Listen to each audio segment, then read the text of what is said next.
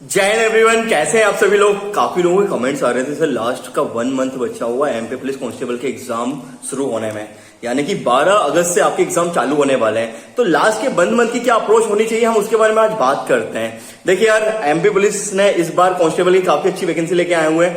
लगभग 7000 plus vacancy है, जो कि आपके लिए बहुत बड़ी अपॉर्चुनिटी है, क्योंकि एग्जाम है और साथ में इलेक्शन ईयर है। तो इसलिए हमारे मामा जी भी सोच रहे हैं कि काफी ज्यादा वैकेंसी लेके आए, और ये काफी अच्छी एक अपॉर्चुनिटी है आपके लिए, और आप इसको अपना लास्ट मौका मान के चलिए, क्योंकि फिर उसके बाद काफी लंबे टाइम बाद आपको इंतजार करना पड़ेगा एग्जाम के लिए। तो आपको अपना सर्वोच्च अभी 1 महीने में लगा देना है। तो लास्ट 1 महीने की क्या अप्रोच होनी चाहिए, उससे पहले हम कुछ की पॉइंट्स पे बात कर लेते हैं।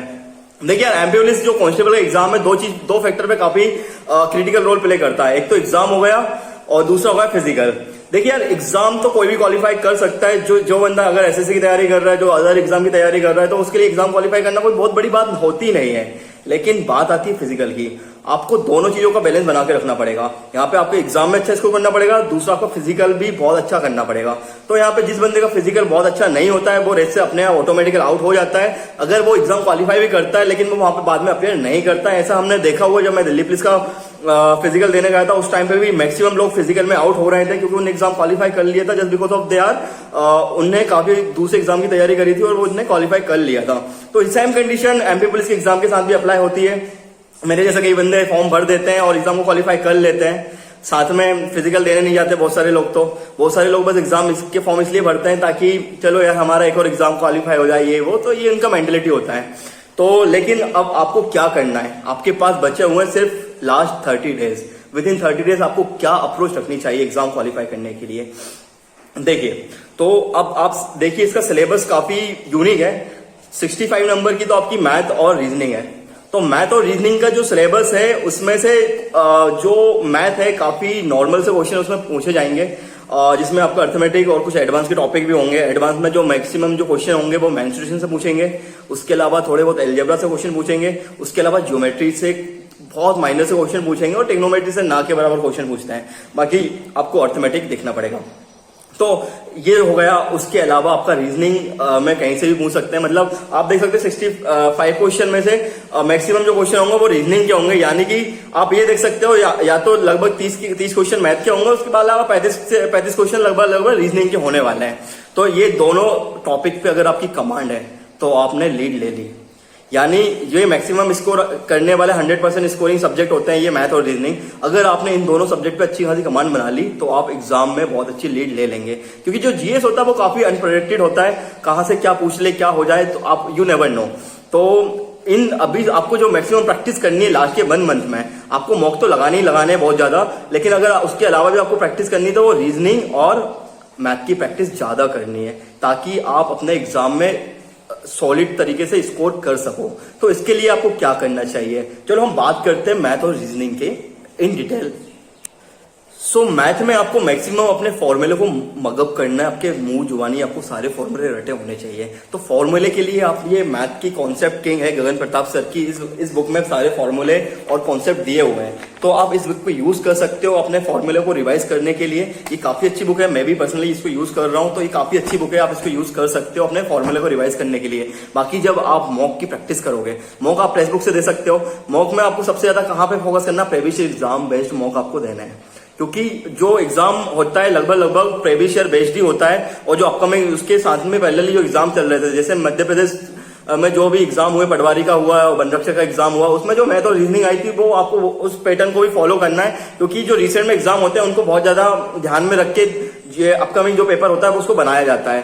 तो उन पेपरों का भी आपको रिवाइज करना रहेगा, उसको भी आपको क्वेश्चन वगैरह लगा के देखने, ताकि आप कहीं ना कहीं लेख ना करें किसी भी तरीके से।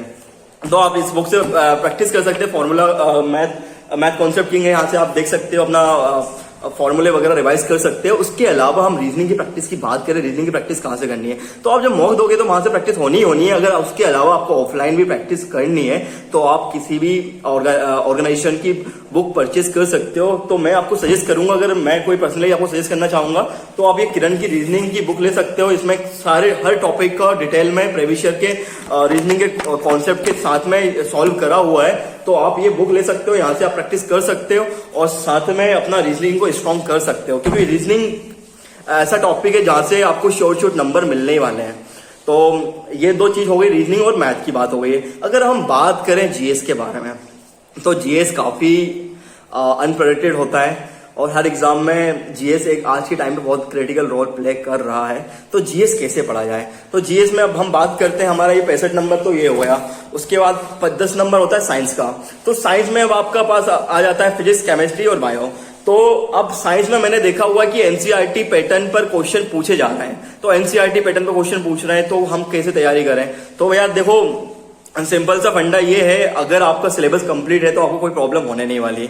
अगर आपको लास्ट मंथ में अगर सोचना है यार मेरा सिलेबस आधा अधूरा कंप्लीट है और साथ में मेरे को कोई बुक चाहिए और उससे डायरेक्टली मैं पढ़ लूं तो सीधा क्वेश्चन बच जाए, तो यार ऐसा तो मैं अगर आपको कोई सजेस्ट करूं इसके लिए तो आप एक ये बुक देख सकते हो। लोग आपको लूसेंट सजेस्ट करेंगे, लूसेंट काफी अच्छी बुक है, बट मेरे को लूसेंट से बेहतर ये बुक लगती है सामान्य ज्ञान की बुक। इसमें काफी कुछ डिटेल में दिया हुआ है और काफी वन लाइन अप्रोच इसमें दी हुई है। और सबसे अच्छी बात यह है कि ये एनसीईआरटी पैटर्न पर ही ये बुक आधारित है। ये वन लाइनर अप्रोच किरण पब्लिकेशन की बुक है। इसमें आप देख सकते हो हर टॉपिक को बड़ी डिटेल में एलोबरेट करा हुआ है। ये वन लाइन में इनने सारी चीजें डिटेल में बताई हुई है एक, और सब बहुत अच्छे से इसको बताया हुआ है। तो आपका जो 10 नंबर साइंस का हुआ, उसके अलावा 20 number history, polity, economy, geography से और स्ट्रेटेजी से जो आने वाला है, तो आप ये बुक के साथ जा सकते हो। इसके मल्टीपल आप एक महीने में इसको दो से 3 बार आप रिवाइज कर सकते हो, क्योंकि ये सीधा सीधा वन लाइनर अप्रोच है। जैसे कि आपको मतलब कोई भी आपको बाबर के बारे में पढ़ना है तो बाबर को पूरा वन लाइन में पूरा इनने डिटेल में एलोबरेट कर दिया, उसको बहुत अच्छे से समझा दिया, तो आपको मतलब याद करने में ज्यादा प्रॉब्लम नहीं होने वाली है। चलो ये तो आपका हो गया, बुक से रिवीजन हो गया, आपको कहां से क्या करना है। उसके साथ में अगर आपने जिस भी कोचिंग क्लास के नोट्स बनाए हुए उनको मल्टीपल टाइम रिवाइज करिए। और मैक्सिमम अब आपको क्या काम करना है, मैक्सिमम आपको मॉक देना है। साथ में इसमें 5 नंबर की एमपीजी की आती है, तो एमपीजी के 5 नंबर की है, तो आप कहीं भी किसी भी सोर्स से ऑनलाइन या कहीं भी जहां से आपने पढ़ा है वहां से आप कंटिन्यू कर सकते हैं, या कोई भी बुक लेके उसको रिवाइज कर सकते हैं। और बाकी करंट अफेयर के लिए आप लास्ट का जो मंथ होता है, तो आप ये काम कर सकते हैं। करंट अफेयर की जो मैराथन होती है, मंथली मैराथन होती है, जो काफी सारे यूट्यूब के चैनल होते हैं, लाइक क्रेजी जीके ट्रिक हो गया, इंडोलॉगस हो गया, या मंथली जो भी यूट्यूब पे मैराथन डालते हैं आप वहां से देख सकते हो, ताकि आपको वो मेमोराइज रहे और आप इसको 102 से 3 बार फॉलो कर सकते हो, ताकि आपकी मसल मेमोरी में ये सारी चीजें आपके फिट हो जाए। साथ में अब आपका बचा लास्ट 30 डेज, तो लास्ट के 30 डेज में आप हर दिन लगभग 2 से 3 मॉक लगाइए, तो ताकि आपके पास मल्टीपल मॉक की प्रैक्टिस हो जाएगी। उसको आप एनालिसिस करोगे तो मल्टीपल क्वेश्चन आप प्रैक्टिस कर पाओगे, और साथ में जब आपकी मल्टीपल क्वेश्चन की प्रैक्टिस हो जाएगी तो आपका एक अच्छी खासी परफॉर्मेंस आने लगेगी, आपके नंबर में काफी इंप्रूवमेंट होगा। और साथ में जब भी आप मॉक को दो तो मॉक को रिवाइज भी करना है कि कहाँ पे गलती हो रही है, क्या गलती हो रही है। तो ये आप उससे आपको ये एनालिसिस हो जाएगा, जब आप प्रीवियस ईयर के मॉक लगाओगे और नए पैटर्न पर जो मॉक लगाओगे तो आपको ये आइडिया हो जाएगा कि क्वेश्चन पेपर आना कहाँ से, क्या क्वेश्चन पूछने वाले हैं और कैसे क्वेश्चन बनने वाले हैं। तो ये चीज बहुत जरूरी हो जाती है लास्ट टाइम पर मॉक लगाना। तो आप मैक्सिमम मॉक लगाइए, उनकी प्रैक्टिस करिए और साथ में अपना मैक्सिमम टाइम पढ़ने में दीजिए।